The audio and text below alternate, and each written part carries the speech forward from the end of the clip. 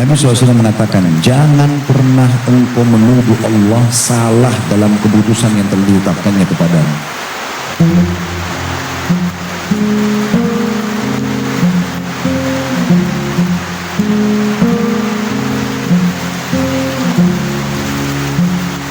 Bismillah. Assalamualaikum warahmatullahi wabarakatuh.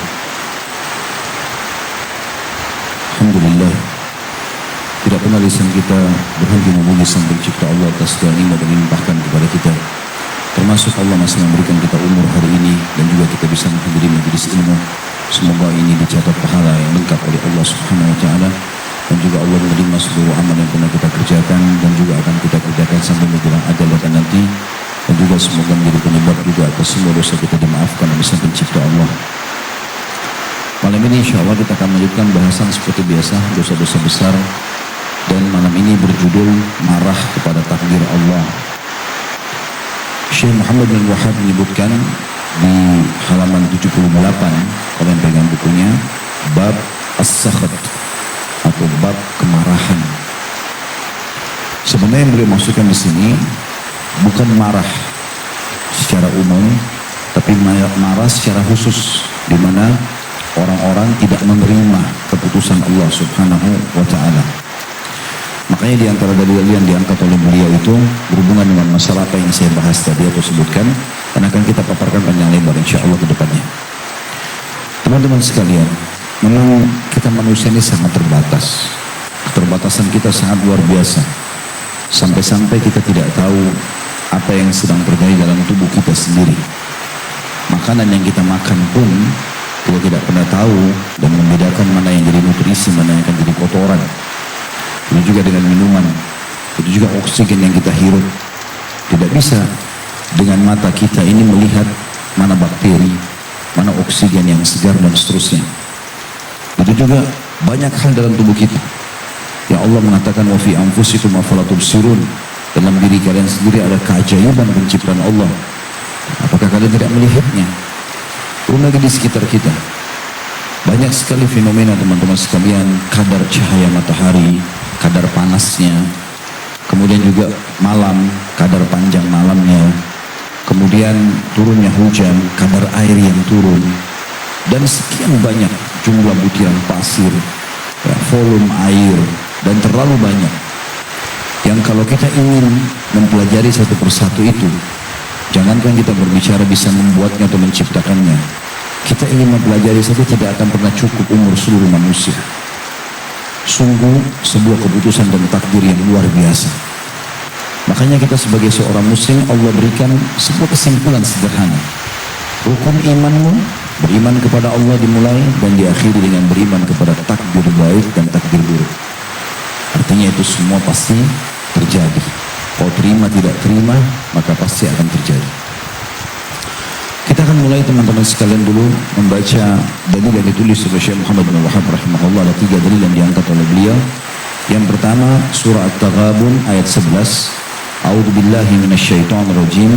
Wa may yu'min billahi yahdi qalbah. Barang siapa yang beriman kepada Allah, niscaya dia Allah akan memberikan petunjuk kepada hatinya. Teman-teman sekalian, ayat ini sebenarnya ada awalannya, tapi di buku kita tidak dituliskan. Kalau kita buka aplikasi Al-Quran, kita akan temukan awal ayat At-Taghabun ini, atau bagian daripada ayat surah At-Taghabun yang berhubungan dengan masalah ini, yaitu bunyinya a'udzubillahi minasyaitonir surah nomor 64 ya, ayat 11. Ma asaba min musibatin illa biidznillah. Wa may yu'min billahi yahdi qalbah wallahu bikulli syai'in alim. Yang artinya tidak ada satu musibah pun yang terjadi di muka bumi ini. Keputusan-keputusan. Di sini Allah Subhanahu wa taala, kata ulama tafsir, menyebutkan musibah artinya sebuah hal yang terjadi yang umumnya manusia tidak suka. Karena kalau yang orang suka, rasa manis, rasa senang, itu umum. Tapi kalau musibah, maka umumnya orang banyak menolak. Tapi Allah jelaskan, semua musibah yang terjadi di muka bumi ini yang dianggap orang tidak suka, semua itu dengan izin Allah. Dan siapa yang beriman terhadap itu keputusan Allah dengan kemahaluasan ilmunya, dengan kemahaadilannya, Kenapa si fulan dikasih anak banyak, kenapa si fulan tidak dikasih anak, kenapa ini si fulan jadi laki-laki, kenapa jadi perempuan, kenapa harus ada ini, kenapa harus ada itu. Siapa yang beriman semua itu, maka Allah akan berikan petunjuk hatinya. Dan Allah mengetahui segala sesuatunya. Juga beliau mengangkat perkataan Alqamah. Beliau berkata, huwa ar-rajulu tusibuhu al-musibatu faya'lamu annaha min 'indillahi fayarda wa yusallim. Maksudnya musibah dalam ayat ini, At-Taghabun ayat 11 adalah sebuah musibah menimpa seseorang dan dia menyadari bahwa itu adalah takdir dari sisi Allah, maka dia ridha dan berserah diri. Apapun sifatnya, mau kita tidak suka pun itu berarti keputusan Allah, dan pasti Allah melakukan itu dengan kemaha-adilannya dan kemahaluasan ilmunya. Pasti benar. Dan pasti ada sesuatu yang baik di situ kalau kita orang beriman, dan pasti akan ada peringatan bagi orang-orang yang melakukan kemaksiatan. Itu juga beliau mengangkat hadis Anas radhiyallahu anhu. Itu tadi itu perkataan Alqamah diangkat dari tafsir Ibnu Jarir di jilid 28 ayat halaman 123. Dan juga Anas bin Malik radhiyallahu anhu meriwayatkan Rasulullah SAW bersabda, Inna Allah idha habba qawman ibtalahum wa man radiya falahu ridha wa man sakhita falahu sakht. Rawahu Tirmidzi wa hasanah. Sesungguhnya Allah jika mencintai satu kaum, Allah pasti menguji mereka. Barang siapa ridha, terima keputusan itu yang dianggap tidak enak itu, maka dia mendapatkan ridha Allah. Dan barang siapa yang marah, ini saksi bahasan kita, kenapa babnya dikatakan bab marah terhadap takdir. Dan siapa yang marah, gerutu, keluh kesah, ya, maka dia akan mendapatkan murka. Kok bisa Ustaz? Kenapa kita harus dapat murka? Kan sesuatu yang kita tidak suka. Ya, Allah mengujimu, ingin mengetahui apa kau bisa menerima atau tidak. Sementara orang mukmin yang benar adalah dia bisa menerima cobaan itu sebagaimana dia menerima nikmat. Sebagaimana kita tahu hari ini kita sehat, satu waktu kita sakit, kita semua meyakini dua-duanya dari Allah Subhanahu wa Ta'ala. Dengan iman itu kita akan menerima keduanya. Nanti akan lebih jelas dalilnya, tentu akan saya paparkan insya Allah bismillah. Baik teman-teman sekalian, itu yang dipaparkan tiga dalil oleh atau dua dalil dengan satu perkataan ulama Alqamah tentang masalah haramnya atau tidak bolehnya seseorang marah terhadap takdir Allah Subhanahu wa Ta'ala. Lebih dalam kita bahas, Allah Subhanahu wa Ta'ala menyebutkan tentang masalah sesuatu yang tidak disukai oleh manusia. Karena kalau sekali lagi berbicara tentang takdir yang orang sukai, sesuatu yang orang sukai, maka mungkin tidak perlu bahasan khusus. Kamu suka kenyang enggak? Kamu suka makanan enak enggak? Kamu suka ini dan itu enggak? Pasti oke, suka. Tapi pada saat kita tanya, kamu suka sakit enggak? Kamu begini dan begitu enggak? Gitu. Kamu terima pada saat tidak punya anak dan seterusnya, itu akan sulit. Maka Allah Subhanahu wa Ta'ala menitik beratkan agar orang beriman berada di keseimbangan keduanya.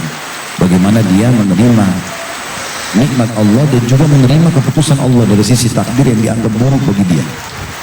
Allah berfirman dalam surah Al-Baqarah, surah nomor 2 ayat 216. Saya berharap teman-teman ikuti stepnya ini ya, karena kita akan sampai kepada sebuah poin. Harapan kita nanti insya Allah kita bubar dari sini, apapun cobaan datang kita semua senyum menyambutnya. Karena sudah paham, oh ternyata begini maksudnya. Dalam surah Al-Baqarah 216 Allah berfirman, A'udzubillahi minasyaitonirrajim, kutiba alaikumul qitalu wa huwa kurhun lakum. Telah dicatatkan dan diperintahkan untuk kalian berperang, sementara itu kalian tidak suka. Wa asa an takrahu syai'an wa huwa khairun lakum. Tapi bisa saja sesuatu yang kau benci itu justru itu kebaikan bagimu. Wa asa an tuhibbu syai'an wa huwa syarrun lakum. Bisa saja sesuatu yang kalian suka itu ternyata buruk buat kalian. Wallahu ya'lamu wa antum la ta'lamun. Dan Allah lebih tahu sementara kalian tidak tahu itu. Maka tadi di pembukaan ceramah kita saya sudah bilang, terlalu banyak hal yang kita tidak tahu. Ikhwan dan akhwat sekalian. Bahkan kadang-kadang ada hal yang buruk di depan mata kita, tapi sebenarnya Allah jadikan itu kebaikan, cuma kita tidak mengetahui. Tinggal bagaimana kita sebagai seorang muslim, kalau sudah terjadi kita menerimanya. Kalau belum terjadi kita ikhtiar untuk menghindari sesuatu yang berbahaya buat kita. Hasan Basri rahimahullah berkata, statement yang sangat menarik. Beliau mengatakan, la takrahu balayal waqi'ah. Jangan pernah kalian sebagai orang beriman membenci cobaan-cobaan yang sedang terjadi. Wan naqamatul hadithah, dan juga kemalangan-kemalangan yang terjadi. Farubba amrin takrahu fihi najatuk. Bisa saja sesuatu yang kau tidak suka itu justru di situ kesuksesanmu. Wala rubba amrin tu'thiruhu fihi abtuk. Dan bisa saja sesuatu yang kau suka itu justru itu adalah kecelakaan bagimu. Al-Fadl bin Sahal juga berkata rahimahullah, inna fil ilali la ni'mah. Sesungguhnya dalam cobaan-cobaan itu ada kenikmatan di situ. La yanbaghi lil akili an yajhalaha. Tidak layak bagi orang yang berakal luput darinya masalah itu. Fahiya tamhisul dzunub. Karena sudah pasti cobaan itu manfaat pertama menurut beliau Fadl bin Sahal rahimahullah berkata adalah pembersihan dosa-dosa. Apapun cobaan datang, kecil atau besar, berarti bersihkan dosa. Artinya kau tidak akan dihukum di akhirat. Di dunia rezekimu akan datang. Yang kedua, wa tu'rad bi thawabus sabr. Engkau akan mendapatkan pahala sabar karena tidak akan dapat kecuali dengan cobaan. Yang ketiga, wa iqal minal ghaflah. Cobaan itu menyadarkan dari kelalaian. Dengan adanya cobaan, kita jadi sadar, oh ternyata saya lalai, oh ternyata saya salah. Yang keempat, wa tadhkiru bin ni'mah fi halis sihha. Dan dia akan mengingatkan tentang besarnya nikmat, terutama dalam keadaan sehat. Kadang-kadang kalau datang cobaannya lagi sakit, lagi ada masalah berat pikirannya, maka di situ dia merasakan enak benar dulu waktu saya kemarin tenang ya, belum ada masalah, lagi sehat dan seterusnya. Maka dia jadi ingat nikmat itu. Kapan satu waktu Allah kembalikan lagi, dia akan lebih tenang. Selanjutnya, wastida'a lit-taubah. Dan semua cobaan adalah peluang emas untuk bertaubat. Karena dengan datang cobaan kita jadi merasa bersalah, hanya kita taubat. Dan yang terakhir, wa khadda 'ala sadaqah. Dan pasti itu akan memotivasi seseorang untuk bersedekah. Nabi SAW selalu berdoa dalam doa beliau dalam hadis riwayat An-Nasa'i yang artinya, aku memohon padamu sikap ridha setelah mendapatkan takdir. Kalau teman-teman pernah melakukan istikharah, doa istikharah itu panjang sekali, tapi di akhir sekali doa istikharah itu ada bunyi begini. Wa in kana hadzal amr syarrun li fi dini wa dunyaya wa ma'ashi wa akibatu amri. Kalau keputusan ini ya Allah, pernikahanku, kerjaku, pindah kotaku, apa sajalah, bangun rumah, beli rumah, jual kendaraan, semuanya itu buruk buat diriku, buat agamaku, buat kehidupan duniaku, buat kehidupan akhiratku. Wasrifhu anni, alihkan dia dari aku. Wasrifni anhu, alihkan aku dari dia. Jadi sama-sama tidak saling butuh. Waqdur li khair haitsu kan, dan takdirkanlah semua kebaikan dimanapun aku berada. Potongan terakhirnya, waraddini bihi, dan buat aku ridho dan menerima keputusanmu itu. Gak jadi nikah kah, gak jadi kerja kah, gak jadi ini kah, gak jadi itu kah, semua kita ridho. Itu diantara doa istikharah yang kita sampaikan kepada Allah subhanahu wa ta'ala. Jadi bukan hanya sekedar minta ini baik atau tidak, tapi kalaupun sesuatu yang kau takdirkan ya Allah itu ternyata tidak aku sukai, maka tetap buat aku ridho. Itu puncak keimanan. Nabi SAW bersabda, tentu di sini ada, saya masuk lebih dalam teman-teman sekalian, ada dua tingkatan orang dalam masalah takdir. Ada orang yang menerima, ada orang yang marah, tidak menerimanya. Kita bicara misalnya orang yang menerima. Nabi SAW, supaya kita bisa menjadi golongan ini, dan ini golongan yang selamat. Dan dia menyempurnakan rukun iman yang keenam, iman kepada keputusan Allah baik atau buruk. Nabi SAW mengatakan, jangan pernah engkau menuduh Allah salah dalam keputusan yang telah ditetapkannya kepadamu. Hadis sahih riwayat Ahmad. Jadi apapun itu, jangan pernah kau merasa salah. Banyak orang dianggap ini salah. Contoh, dia sudah dikasih jadi laki-laki, mau jadi perempuan. Seakan-akan Allah salah. Atau jadi perempuan mau jadi laki-laki. Atau jadi orang Melayu mau jadi orang Arab. Atau menjadi orang bule, sehingga memaksakan diri menjadi orang-orang yang bukan dia sebenarnya. Itu banyak terjadi kan? Tidak bisa menerima keputusan Allah. Seakan-akan Allah keliru dalam menentukan keputusan itu. Salah dia, kenapa laki-laki, kenapa nggak perempuan, padahal dia lebih cenderung pada perempuan, dan seterusnya. Begitu terus. Ya. Begitu juga pada saat dia tidak bisa menikah sama orang, dia menyalahkan seakan-akan kenapa anda nikah sama saya, padahal Allah nggak tentukan, itu pasti kebaikan. Kita tidak tahu kalau kita lanjutkan sama dia apa yang akan terjadi, walaupun kita harapannya sangat besar. Allah subhanahu wa ta'ala dengan hikmahnya, walaupun kata ulama orang itu ahli maksiat, Allah subhanahu wa ta'ala tetap mengedepankan rahmatnya daripada murkahnya. Karena dalam sebuah hadis yang sahih, kata Nabi SAW, Allah berfirman, "Ghalabat rahmati ghadabi." Sesungguhnya rasa kasih sayangku telah mengalahkan murkahku. Salah satu maknanya hadis ini adalah, walaupun dia ahli maksiat, kalau dia mau terjerumus pada perbuatan yang lebih besar atau salah, Allah masih berikan peringatan supaya dia tidak terjerumus. Walaupun dia jengkel, dia marah, nanti di akhirat dia baru tahu, oh syukur Allah buat saya nggak jadi lakukan itu. Karena dia penjahat misalnya. Apalagi kalau orang-orang yang dasarnya beriman. Ini perkataan Abu Darda indah sekali. Perhatikan teman-teman sekalian. Kata beliau radhiyallahu anhu, sesungguhnya bila Allah menerapkan sebuah takdir, kalau Allah tentukan apa saja, malamkah, siangkah, menyenangkankah atau menyedihkankah, kalau Allah menentukan sebuah takdir, maka dia Allah ingin agar takdir tersebut diterima dengan ridho. Jadi sesungguhnya bila Allah menerapkan sebuah takdir, maka dia Allah ingin agar takdir tersebut diterima dengan ridho, diterima dengan lapang dada, apakah itu kita suka atau tidak suka. Dan sikap ridho, kalau gue jelaskan, sikap ridho adalah jika seseorang hamba, dan sikap ridho adalah jika seseorang hamba tidak ingin selain apa yang ia rasakan, baik kesulitan ataupun kemudahan. Dan sikap ridho adalah jika seseorang hamba tidak ingin selain apa yang ia rasakan, baik kesukaran ataupun kemudahan. Maksudnya kalau dia sukar pun tetap dia senang, ada kemudahan pun dia senang.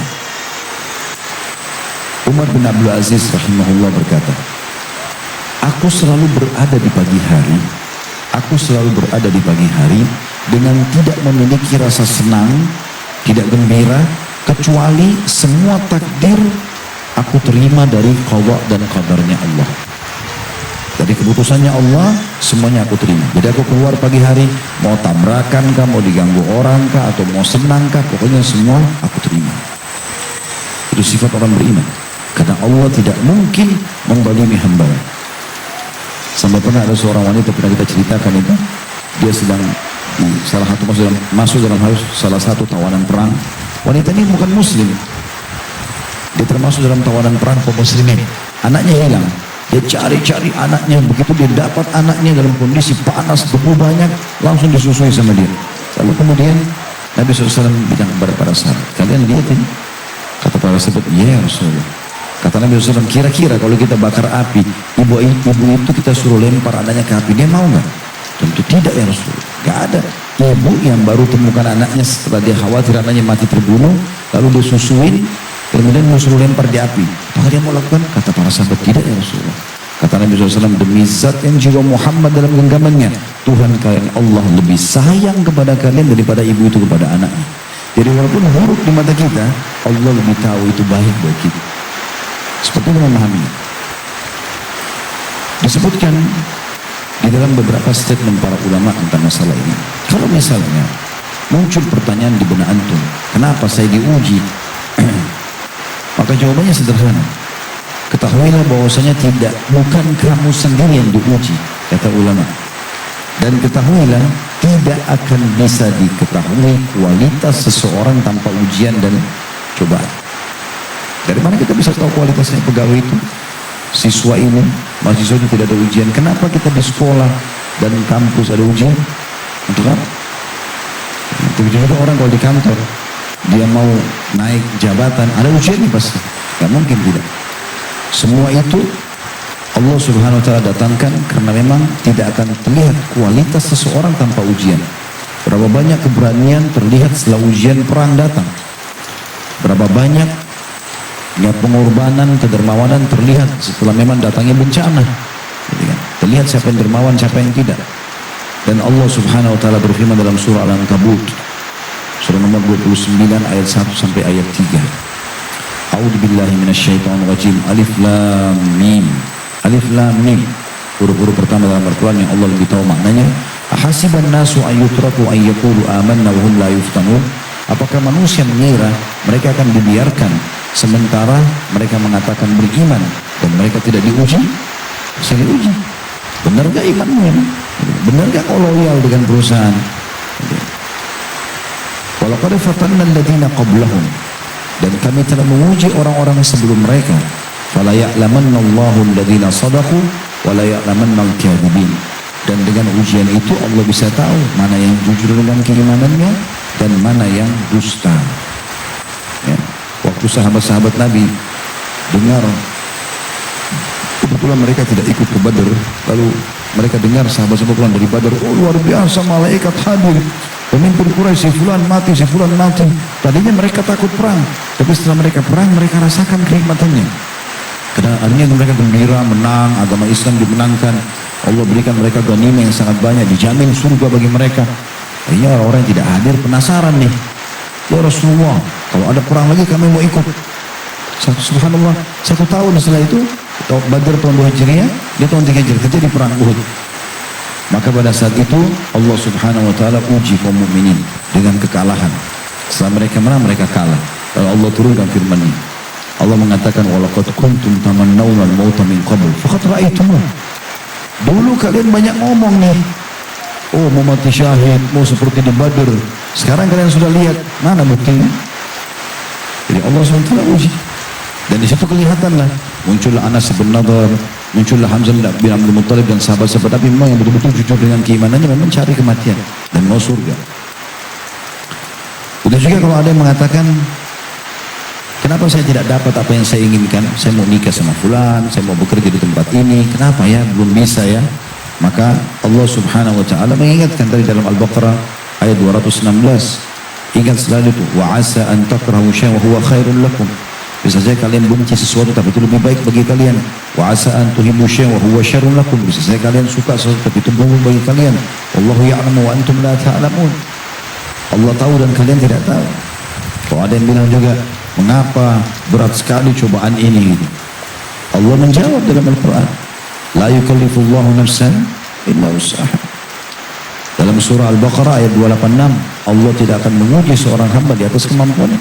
Dan Nabi SAW juga mengatakan dalam hadis yang sahih, sesungguhnya Allah tidak akan menguji seorang hamba di atas kemampuannya. Berarti kita mampu melaluinya itu. Kita mampu melaluinya. Dan yang paling mahal dari sebuah cobaan teman-teman sekalian adalah kita ambil pengalaman hidup. Nah, itu mahal sekali. Kita kalau sudah pernah sakit, kita jadi tahu, oh saya sakit dulu begini. Bahkan dengan itu kita jadi tahu bagaimana dulu kita istirahat, bagaimana kita mau dokter siapa yang kita datangi, obat mana yang kita minum. Kita jadi tahu punya pengalaman dan itu mahal. Sampai pepatah bahasa Arab mengatakan, kalau ada orang lebih tua daripada kamu 1 hari, berarti dia punya pengalaman 100 hari. Maka raihlah 100 hari pengalaman dari dia itu. Nah, mahal sekali pengalaman hidup itu. Itu juga kalau ada orang sudah frustasi, dianggap dirinya sudah nggak bisa lalui cobaan, berat, kesah begini, Allah juga menjawab dalam Al-Quran, dalam surah Al-Imran, surah nomor 3139. A'udzubillahi minasyaitonirrajim wa la tahinu. Jangan pernah merasa lemah. Orang beriman harus kuat, yakin dengan janji Allah. Wa la tahzanu, jangan sedih. Wa antumul a'launa in kuntum mu'minin. Kalian pasti menang. Kalian pasti akan beruntung, kalian akan pasti dapat jalan keluar kalau kalian beriman. Kalau ada yang menanyakan bagaimana caranya saya menghadapinya, Allah juga menjawab dalam Al-Imran ayat 200. Semua cobaan, pegang ini Al-Imran ayat 200, surah nomor 3 ayat 200. Akhir ayat dalam surah Al-Imran. Allah SWT berfirman, wasiat untuk orang beriman, a'udzubillahi minasyaitonirrajim, ya ayyuhalladzina amanu. Hai orang beriman, isbiru, sabar. Wasabiru, kuatkan sabar kalian itu. Warabitu, tetap kalian berjuang, berusaha cari jalan keluar. Makna letternya, tetap kalian berjaga-jaga di perbatasan antara kalian dengan orang kafir. Tapi di sini makna umumnya adalah tetap kalian ikhtiar, coba terus, berobat terus, ikhtiar terus, jangan putus asa. Dikatakan wattaqullaha la'allakum tuflihun, dan ikuti semua itu dengan ketakwaan. Artinya bentuk ikhtiarmu jangan sampai masuk kepada hal-hal yang haram. Ya, agar kalian beruntung. Kalau ada yang bertanya, lalu kalau saya sabar apa yang saya dapatkan? Banyak sekali dalilnya.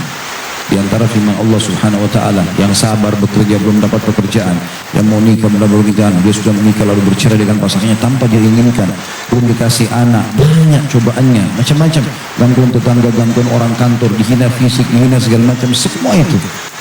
Allah mengatakan dalam Al-Quran surah At-Taubah, surah nomor 9 ayat 111, balasannya apa?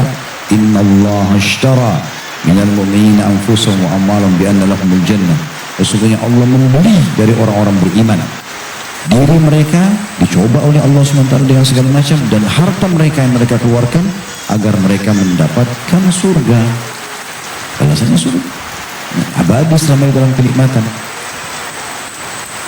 Juga di dalam firman Allah Subhanahu wa ta'ala, atau kalau ada yang mengatakan apa yang harus jadi, kalau itu jawab, itu pertanyaan itu jawabannya teman-teman sekalian. Jadi kita harus kembali kepada keyakinan kalau semua takdir adalah kebaikan yang Allah berikan, walaupun itu buruk di mata kita. Dan Allah Subhanahu wa ta'ala menyuruh kita untuk bertawakal kepadanya. Tentang cobaan, terima dulu sebagai cobaan itu dari Allah, kemudian kita coba tawakal, ikhtiar, cari jalan keluar. Allah menyebutkan dalam surah At-Taubah surah nomor 9 ayat 129. A'udzubillahi minasyaitonir rajim. Hasbiyallahu alladzi la ilaha illa huwa alaihi tawakkaltu wa huwa rabbul arsyil azim. Cukuplah Allah menjadi penolongku, tidak ada Tuhan yang berhak disembah kecuali Dia, kepadanya aku menyerahkan diri, dan Dia adalah pemilik arsy atau singgasana yang agung. Dan dalam sebuah hadis qudsi yang mulia riwayat Bukhari Muslim, kata Nabi SAW, Allah berfirman, ana inda dhanni 'abdi bi, aku sesuai dengan prasangkaan hambaku. Riwayat lain dikatakan kalau dia persangka baik pada aku akan berikan sesuai dengan prasangkanya. Udah sangka buruk maka terjadilah itu pada dia. Juga teman-teman sekalian, dalam riwayat Baihaqi, sebuah hadis yang mulia, semua cobaan yang datang itu asal antum bisa mengontrol diri, tahu pada saat itu Allah sedang menguji, Allah Maha melihat, dan fa inna ma'al usri yusra, di setiap kesulitan ada kemudahan.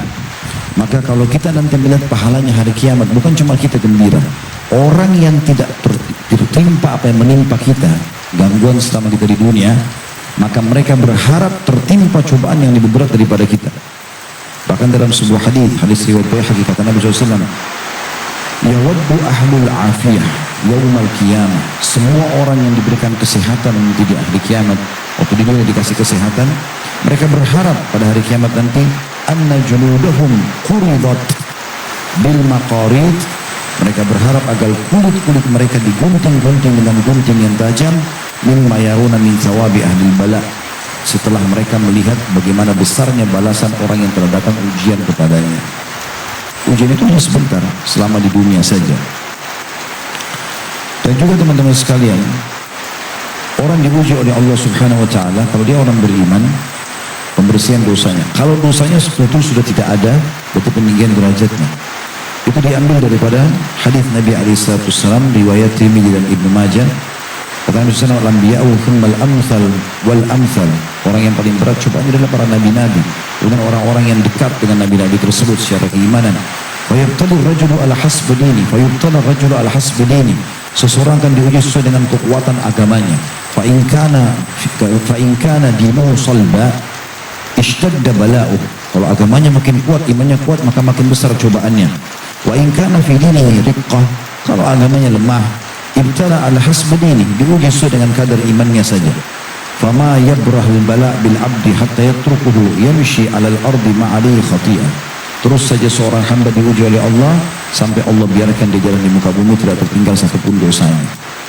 Anda mengatakan, Ustaz, kalau begitu saya takut jadi orang beriman karena cobaannya berat.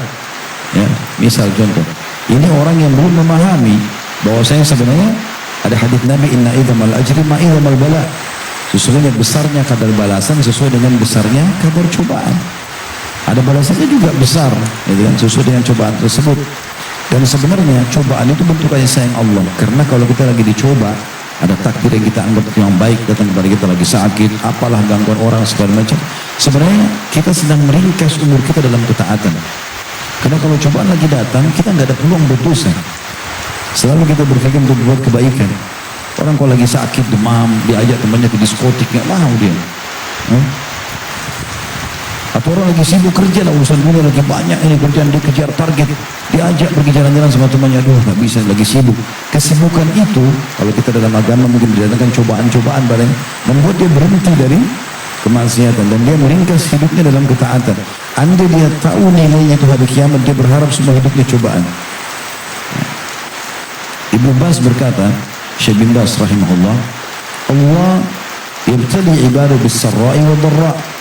Allah Azza wa Jalla yang Maha Suci dan Maha Mulia memuji hamba-hambanya dengan kegembiraan, dengan kesedihan.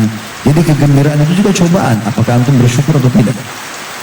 Makanya Nabi Sulaiman alaihissalam pada saat berhasil meminta kepada orang-orang di sekitarnya mendatangkan singgasananya Balqis, gitu kan? Jauh di Yaman, beliau di Palestina. Jadi kalau handphone ini adalah Jazirah Arab, itu Palestina di atas, Yaman itu di bawah. Jaraknya jauh sekali nih, selatan sama utara gitu. Tapi dia bilang sama pengikutnya, siapa yang bisa datangkan singgasananya Balqis? Rupanya ringkas ceritanya, kita tidak usah bicara ada jin yang minta segala, tapi ringkas ada kerabat beliau sendiri dari orang yang beriman dari sepupu Nabi Sulaiman AS, orang saleh mengatakan saya didatangkanlah dengan zikir-zikir tertentu, doanya kepada Allah datang. Begitu dia lihat singgasana itu kan semua nikmat, karena singgasananya Raja Balqis yang terkenal itu pindah ke istana Nabi Sulaiman. Tapi apa kata Nabi Sulaiman AS? Sesungguhnya ini adalah cobaan dari Tuhanku, dia melihatku apakah aku bersyukur atau aku kufur. Jadi nikmat itu pun dianggap sebagai cobaan sama dia, agar jangan sampai kita lalai dari syukurnya. Cobaan agar kita jangan lalai dari sabarnya. Begitulah, berimbang ini ya. Nikmat kita syukuri, cobaan kita sabari. Ini sama, dua-duanya kita sukai. Seperti itulah Islam mengajarkan. Kata beliau, Allah Azza wa Jalla yabtali ibadah. Allah yang Maha Suci, Maha Tinggi memuji hamba-hambanya bis-sarra dengan kegembiraan, wa dharra dan juga cobaan, wa bisyiddati war raha juga dengan sakit, gangguan, juga dengan kelapangan dada. Ini semua ada, jadi fenomena dalam hidup. Wa qad yabtalihim biha li rafi' darajatihim. Dan Allah menguji mereka bisa saja untuk mengangkat derajatnya supaya tinggi nanti di akhirat. Wa ila dzikrihim, dan mengagungkan nama mereka. Jadi subhanallah, kalau ada puncak cobaan datang pada antum ikhwas sekalian akhwat, coba sabar. Di ujung cobaan itu kalau antum tidak berkeluh kesah, antum sabar, pasti akan ada sesuatu yang besar di situ. Pernah saya ceritakan kisah seseorang di kisah salafus saleh dulu. Dia rupanya, saya ingatkan kembali kisahnya tentunya. Dia rupanya majelis ramai sekali orang, penuh. Padahal di masjid itu ada gurunya juga punya halaqah. Dia dulu hadir di halaqah gurunya. Tapi ternyata dia lebih banyak muridnya daripada gurunya. Teman-temannya pada datang semua. Ada apa dengan kamu ini? Kok bisa majelis itu lebih ramai daripada guru kita? Apa yang kau lakukan? Dia bilang, kalau enggak, ceritakan. Dan mereka teman-temannya, tentu saja, kami mau dengar. Maka dia bilang, dulu 10 tahun yang lalu kebetulan, dia duduk di halaqah sana. Dia belajar terus. Dia baru buka halaqah majelis ilmu dia setelah 10 tahun dia bilang. Saya pernah duduk di sana, udah saya berpengajian, pulang semua, lalu saya bersama kita. Datang satu orang putih, tampan, bajunya bersih masuk di majelis. Lalu bilang kepada guru kita, Syekh, saya mau. Katanya, baiklah. Pak, apa bisa saya bantu? Dimana saya mau cari jodoh. Lalu tiba-tiba guru kita bicara sama saya, kau mau jadi anak mantunya orang ini? Saya lihat orang itu putih, tinggi, tampan. Pasti anaknya juga begini. Dia bilang, saya tidak banyak pikir. Saya bilang, iya, mau. Dinikahkan. Karena ini walinya perempuan. Tiba-tiba setelah ketiga pergi ke rumahnya mertuanya. Sudah jadi mertua sekarang. Belum pernah lihat istrinya nih. Masuk ruang tamu. Kalau mertuanya mengatakan, dia bilang, orang ini bilang, saya masuk rumahnya mewah, bagus, luar biasa pokoknya gitu. Kelihatan bekas nikmat itu. Kalau dia bilang, tunggu sini saya siapkan istrinya. Setelah selesai, beberapa saat dia bilang, masuklah. Begitu saya masuk ke dalam kamar, ketemu istri saya temukan istri, ada 10 atau 11 aib pada istri saya. Satu saya sudah cukup saya ceraikan. Matanya satu rusak, tangannya, kakinya pincang, luar biasa. Ada 11 aib, satu saya sudah cukup saya ceraikan. Saya sudah niat mau keluar ceraikan dia. Tiba-tiba istri saya merangkak dalam kondisi dia lumpuh, memegang kaki saya lalu mengatakan, saya cuma minta satu. Biar kau nggak sentuh saya, jangan ceraikan saya. Saya mau meninggal dalam kondisi saya berstatus sebagai seorang istri. Dia bilang hati saya tersentuh untuk membantu dia, saudari muslimah sekarang sudah status istri saya, itu pun dengan kena keputusan saya sendiri. Maka saya bersabar 10 tahun tidak ada yang tahu saya nikah sama wanita cacat kecuali saya sama mertua saya. Dan sekarang saya ceritakan kalian karena istri saya sudah meninggal dunia. Dia bilang, perlu kalian tahu setelah istri saya meninggal, hari pertama meninggalnya, maka pada saat itu Allah bukakan saya rezeki, peluang-peluang usaha, termasuk saya buka halaqah taklim seperti anda lihat semua. Dia bilang ramai sekali. Karena cobaannya datang. Tapi dia bersabar. Di setiap ujung cobaan ada sesuatu yang besar. Jadi jangan berkeluh kesah, gitu kan? Berarti Allah sedang menyiapkan sesuatu. Lulus gak ujiannya nih? Gitu. Juga dikatakan oleh beliau selanjutnya, jadi maka dikatakan lirafa darajatim, untuk mengangkat derajat mereka, wa ila dzikrihim, dan mengagungkan penyebutan nama mereka, jadi punya kedudukan, wa mudha'afa hasanatim, dan juga melipat gandakan balasan pahala mereka, kama yaf'alu bil anbiya wa rusul alaihi wassalatu wassalam, sebagaimana Allah lakukan itu pada nabi-nabi dan rasul-rasul. Wa sulha min ibadillah, dan juga orang-orang soleh. Mufatwa di jilid 4 halaman 310. Juga sabda Nabi SAW ini pernah saya sampaikan hadisnya, tapi hari ini kita sebutkan lagi. Orang yang paling berat cobanya para nabi-nabi, karena orang yang paling dekat imannya setelah itu dari orang-orang soleh. Dan ketahuilah, seseorang orang soleh itu diuji oleh Allah SWT di harta, sampai dia tidak punya lagi sama sekali harta. Miskinnya luar biasa, susah sekali hidupnya. Susah sekali hidupnya, sampai dia tidak bisa tambal bajunya kecuali dari kain-kain bekas.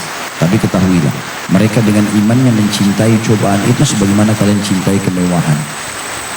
Ada saya temui orang, subhanallah, begitu dia kaya raya, luar biasa Allah angkat derajatnya, itu sebetulnya Allah uji dengan cobaan yang sangat jatuh, bro. Bangkrut usahanya segala macam, tapi dia bisa senyum sebagaimana dia senyum pada saat diberikan nikmat. Itu tingkat keimanan yang paling luar biasa. Kemudian juga dalam perkataan ini atau dalam masalah ini, Ibnu Taimiyah berkata rahimahullah, wa in azumat al-mihna kana dhalika lil mu'min as-salih sababan li urud darajati wa 'azim al-ajr. Ketahuilah, makin besarnya sebuah cobaan bagi seorang hamba beriman yang saleh, itu pasti akan menjadi tingginya derajatnya dan terlipat gandakan pahalanya. Dalam perkataan lain beliau mengatakan, wallahu ta'ala qad ja'ala akmal mu'minina imanan a'zamu bala'a. Dan ketahuilah, Allah menjadikan orang-orang beriman itu yang paling berat coba, yang paling sempurna imannya, yang paling berat cobaannya. Jadi cobaan-cobaan itu seperti ini, misalnya kalau ada orang biasa awam sakit demam 3 hari, mungkin orang ini 1 minggu.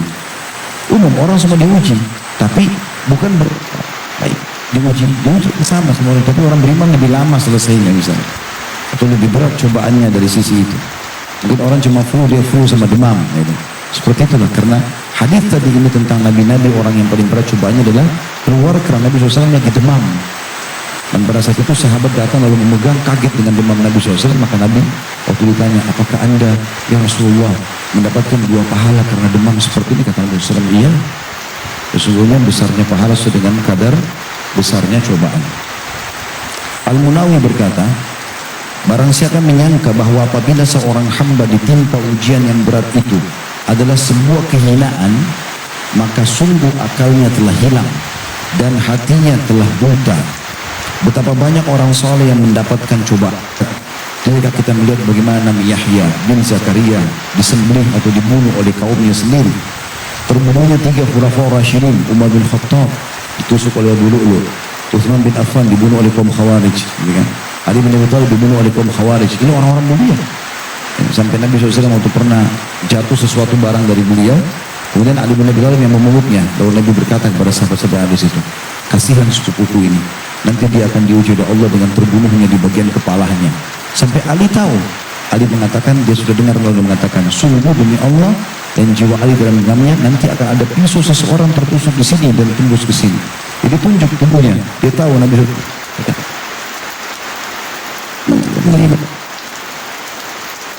jadi kematian itu dia tidak rasakan lagi, dia cuma rasakan sakaratil maut, gitu kan. Itu kan terbunuhnya Al-Husain, cucu Nabi SAW, terbunuhnya Ibnu Zubair, Abdullah bin Zubair di Mekah. Ya, sampai Asma, ibunya dia, Asma binti Abi Bakar, anaknya Abu Bakar. Ini wanita mulia sekali, terkenal. Istrinya Zubair, ayahnya dia Zubair bin Awam. Abdullah bin Zubair, waktu hari terakhir digempur di Mekah oleh pasukan Hajjaj, gitu kan. Dia dekati ibunya sudah buta matanya, Asma. Lalu kemudian dia datang lalu mengatakan, ibu, saya ingin meminta pendapatmu, gitu kan. Maka kata Asma, wahai anakku, kalau kau yakin kau benar, majulah. Dan jangan pernah kau ragu untuk dipermainkan oleh Bani Umayyah, jadi kan manusia yang menyerangnya, pasukannya itu. Lalu kemudian aku berharap kematianmu nanti itu benar, kau mati syahid. Dia mengatakan, demi Allah, kata Asma, kalau kau ingin akhirat, kau ingin Allah, kau akan mati syahid. Tapi kalau kau inginkan dunia, maka kau tidak akan dapatkan kecuali kehinaan. Kata Abdullah bin Zubair, demi Allah wahai ibuku, aku tidak ingin kecuali akhirat. Demi Allah, bersumpah atas nama Allah. Lalu dia peluk ibunya. Waktu dipeluk, Asma pegang bajunya dia, ada baju besinya. Lalu kata Asma, sungguh orang yang mau mati syahid tidak akan pakai baju seperti kamu. Padahal ibunya buta. Pakai baju besi untuk apa? Kamu mati syahid kan? Maka dia buka baju besi, tinggal bajunya. Kata Asma, peluk saya. Dipeluk lagi. Langsung dia mengatakan, demi Allah juga kau masih pakai baju. Dibuka bajunya, suruh buka bajunya. Lalu disuruh anaknya menghadapi peperangan sampai terbunuh mati syahid. Radhiyallahu anhu. Dan sekian banyak contoh kisah. Dan beliau mengatakan begitu juga dengan Ibnu Jabir. Kemudian Abu Hanifah pernah dipenjarakan. Di akhir hidup Abu Hanifah, imam madhab itu, dipenjara dan mati dalam penjara. Dan juga Imam Malik rahimahullah pernah dibuka bajunya lalu dicambukin oleh orang-orang yang tidak bertanggung jawab. Kemudian sempat ditarik sampai tangannya copot.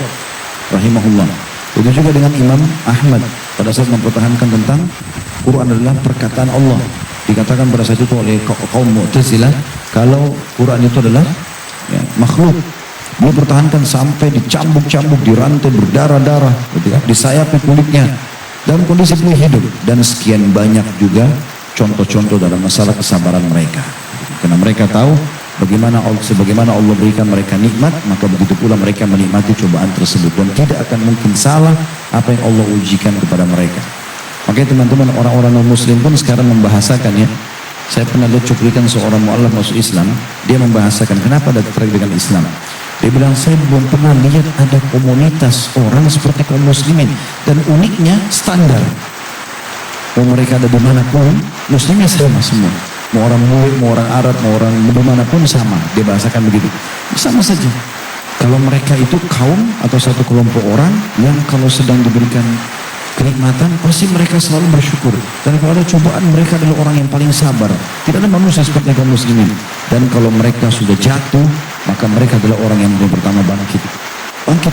Paling gampang karena kita dilarang putus asa. Gitu.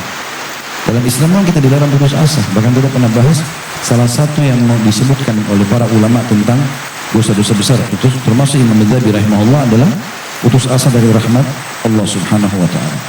Itu yang pertama tentunya, dan yang kedua sebagai penutup adalah orang-orang, tadi yang pertama orang yang menerima takdir Allah, yang kedua adalah orang yang murka dengan takdir Allah subhanahu wa ta'ala. Dan ini tidak perlu kita panjang lebar jelaskan karena memang ini yang ditolak ya. Dan cukuplah hadits Nabi SAW tadi yang sudah kita sebutkan, diangkat oleh Syekh Muhammad bin Wahab rahimahullah, yaitu hadis riwayat Tirmidzi dengan dihasankan, innallaha idza habba qauman ibtalahum, Allah kalau suka satu kaum maka Allah akan menguji mereka. Siapa yang ridha maka dia akan dapat ridha, dan siapa yang murka maka dia akan dapat kemurkaan Allah.